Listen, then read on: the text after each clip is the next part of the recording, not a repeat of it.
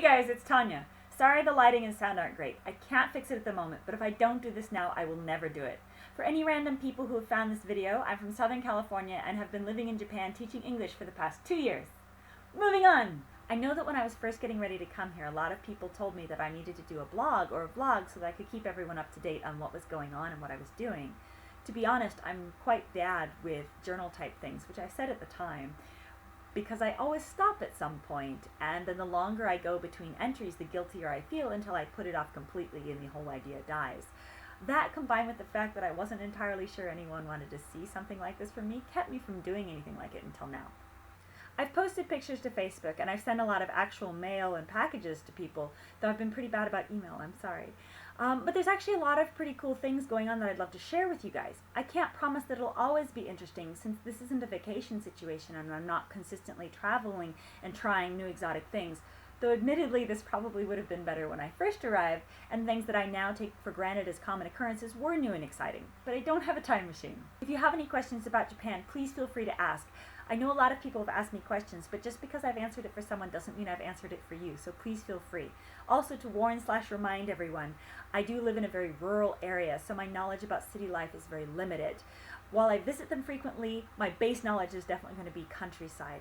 Also, I've only lived here for 2 years, so while I'll do my best, I'm no expert, so please forgive me if I honestly don't know. As for today, I would give you a 1-week overview, but we're 2 years behind, and I have all these people and places that I need to reference that would mean absolutely nothing to you. So what I'm going to do is I've written it all down, and I'm going to read it, and we're going to go really fast. Are you ready? Here we go. I live in a town called Yamasaki, in a city called Shiso in the Hyogo Prefecture. It's in what's known as the Kansai area. This area, like many, has its own dialect and is seen as a sort of equivalent to the southern dialect of the United States. Although the land area is pretty large, Shiso is rural enough that most people in Japan don't know how to read the kanji used for the city's name. To be fair, it is oddly pronounced for how it's spelled. Moving on. I work at an English tutoring school, or juku, named Tsukasa School, that employs 2 other teachers aside from myself, not counting the 2 owners who teach there as well. It is privately owned and not connected to any public or private schools. We do, however, go to a local kindergarten once a week, but I'm not employed by them. The age range of my students is huge, but most of them are currently in school. Aside from myself, there are other foreign teachers living in Shiso who I've been fortunate enough to meet and become friends with. Most of these teachers are ALTs, or Assistant Language Teachers, and are hired through the JET program, which many of you may or may not have heard of. These teachers teach at the public schools in Yamasaki, Ichinomiya, Chikusa, and Haga, the 4 towns of Shiso. Because of this, our students overlap. I work at night, which is fine. Though it's regrettable that I can't do things on Friday evenings, it's a small price to pay for being able to wake up at 9 on a weekday. Sadly, many of the ALTs with whom I'd become good friends over the past 2 years have just returned home, having stayed anywhere between 1 and 5 years. Happily, a whole new group has come, and those I've been able to meet so far have been very friendly. Side note, although the contracts for both myself and the ALTs begins late summer, early fall, the school year in Japan starts in April. But because I'm at a tutoring school, most of my students don't leave from year to year. So for my teacher friends out there, while I do get new students from time to time, there is no one giant changeover at any point. Aside from work and lesson plans, I take koto lessons at a nearby Japanese arts school.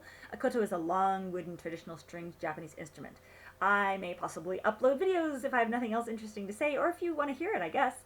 I eat lunch once a week at a small cafe, which regrettably just closed, but will hopefully be relocating, and for anyone who came and visited me, it's the one called Al Dente. Anyway, I ride my bike absolutely everywhere, occasionally climb the smaller mountains, paint my nails in weird ways, and once in a while play D&D via Skype across 3 time zones with some very awesome people. You know who you are. Just recently, I was introduced to a board gaming group that meets in Osaka, which I will be trying to attend more events of. However, because it's in Osaka, it's a bit difficult to make it out there all the time. That about covers what I do with my life when nothing's happening. And I think it also covers what I needed as an intro for this endeavor. Again, if you guys have any questions about Japan that you want to hear my opinion or answer to, let me know. And let me know if you even want to see more of this. And I'll see you guys next time. じゃあまた! お疲れ様でした. Literally meaning you've become tired, but used to mean thank you for your hard work at the end of the day.